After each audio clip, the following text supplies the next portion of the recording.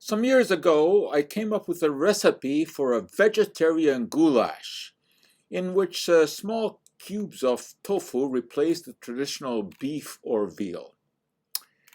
The idea, of course, was to introduce a healthier version of the classic Hungarian dish.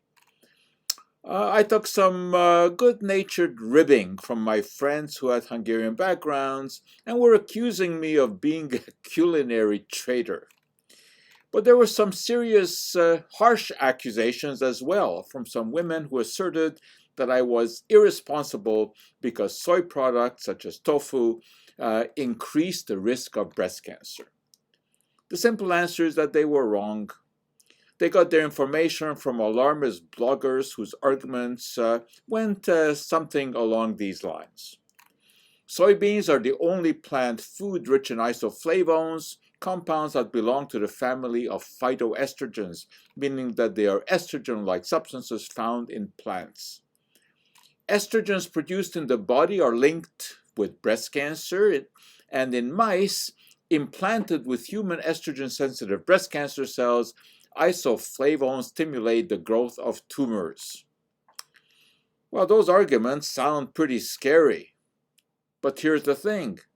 Mice metabolize isoflavones differently than humans, so they are not good models for evaluating any risk isoflavones may pose. And while isoflavones do indeed resemble the body's natural estrogen, they are not identical with it.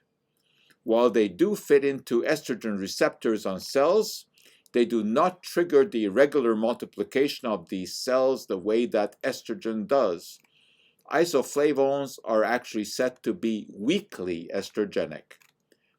By occupying estrogen receptors, isoflavones can block estrogen from triggering unwanted cell replication.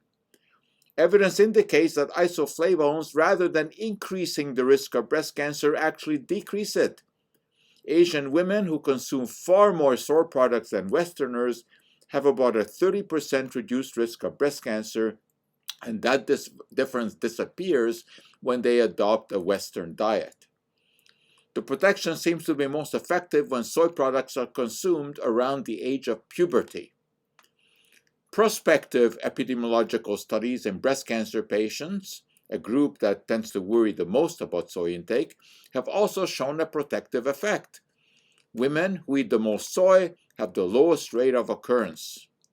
Of course, I'm not about to claim that my vegetarian goulash is an anti-cancer food. What I will say is that there needs to be no concern about making soy products a part of the diet.